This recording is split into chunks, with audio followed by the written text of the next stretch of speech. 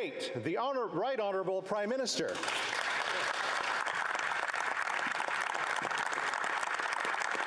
Thank you, Mr. Speaker. I will be sharing my time with the Minister of Public Safety. On Monday, as we entered the third week of illegal blockades and occupations, the federal government invoked the Emergencies Act. We did it to protect families and small businesses, to protect jobs and the economy. We did it because the situation could not be dealt with under any other law in Canada. Mr. Speaker, we did it because that's what responsible leadership requires us to do. For the good of all Canadians, the illegal blockades and occupations have to stop, and the borders have to remain open. We've made progress since Monday. On Tuesday, the border was reopened in southern Alberta after the Coutts blockade was dismantled. The RCMP arrested a small group of people within the larger blockade and seized firearms, ammunition, and body armor. It is believed that this group was willing to use force against police officers. On Wednesday, the blockade in Emerson, Manitoba, had been cleared without arrests or charges. Traffic and trade at this border crossing have now resumed. In Windsor, Mayor Dilkens said law enforcement was able to successfully intercept a new convoy suspected of heading to the Ambassador Bridge. And here in Ottawa, law enforcement now has more tools and resources in order to give the people of this city their jobs, neighbourhoods, and freedoms back. In Windsor, Coutts, and Emerson, illegal blockades have been cleared, and traffic and trade at the border crossings have now resumed or are in the process of doing so. And I would like to thank the police forces for their work, including the RCMP members on the ground, for the good of the economy, families, and workers. It is high time that these illegal and dangerous activities stop, including here in Ottawa. Mr. Speaker, invoking the Emergencies Act is not something that we do lightly. It's not the first option, or even the second or the third. It is a last resort. When I consulted the premiers of the provinces and territories on Monday, I was very clear. By blocking supply chains, these illegal blockades are doing considerable harm to our economy and to all Canadians. It's consistent with the requirements of the Emergencies Act that the views of the premiers of all provinces and territories be carefully considered, and that is what we did. And the consultation and collaboration with the premiers will continue until the situation is resolved. Like I said on Monday, the scope of the Emergencies Act is time-limited and targeted, as well as reasonable and proportionate.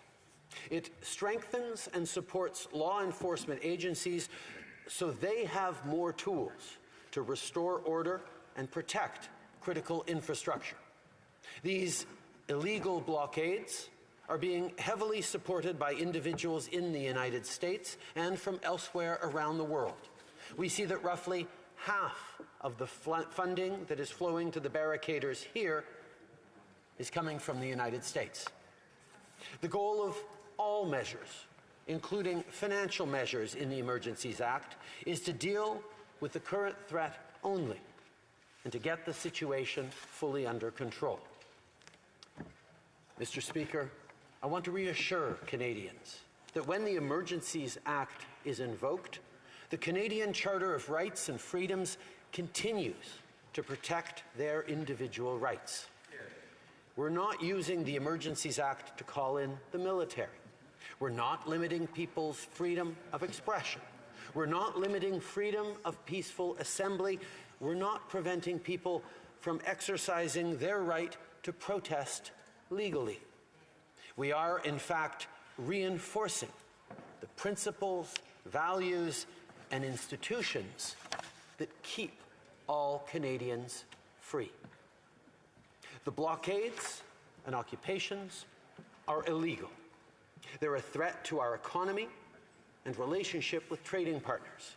They're a threat to supply chains and the availability of essential goods like food and medicine. And they're a threat to public safety. The Emergencies Act will be time-limited and targeted to address threats from illegal occupations and blockades only. The measures are reasonable and proportional. And I want to make it clear for Canadians, Mr. Speaker, when the Emergencies Act is invoked, the Canadian Charter of Rights and Freedoms continues to protect individual rights. We do not use the Emergencies Act to deploy the military. We do not suspend fundamental rights. We don't restrict freedom of expression or the right to peaceful protest. What we want is to keep Canadians safe, protect workers' jobs, and restore confidence in our institutions. We understand that everyone is tired of this pandemic. We understand that Canadians are frustrated with COVID. Some protesters came to Ottawa to express their frustration and fatigue with public health measures, and that's their right. Like I said, it's a right that we'll defend in this free and democratic country. But illegal blockades and occupations are not peaceful protests. They have to stop. We are all looking forward to the end of the pandemic. Public health measures are constantly being reevaluated, and we will continue to modify them based on science and the situation, and we will continue to encourage vaccination. This week, based on advice from public health experts, Health Minister Duclos announced that we'll soon start easing border measures for travellers. Our government, the health minister. If I can interrupt the Prime Minister for a second, we need to make sure we're not using proper names in here. So we want to stick to the riding names. The Right Honourable Prime Minister.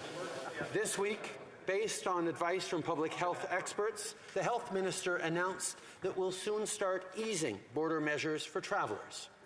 Our government will continue to follow the best scientific advice to keep Canadians safe and support healthcare workers. People are making sacrifices and have been for 2 years. It's never time to hurt our communities or our fellow Canadians with illegal blockades, but especially not now that we're reopening and beginning to get back to the things we love. That's why, Mr. Speaker, it is so important for us to be having this debate today and in the days to come, and for Parliament to play its role in this process. Today, I ask all members of this House to take action against illegal blockades that are harmful to Canadians. I ask all members of this House to stand up for families and workers, to stand up for jobs and our economy, and to stand up for the freedom of Canadians and for public safety. Merci, Mr. President. Thank you, Mr. Speaker. Questions and comments. and we'll try our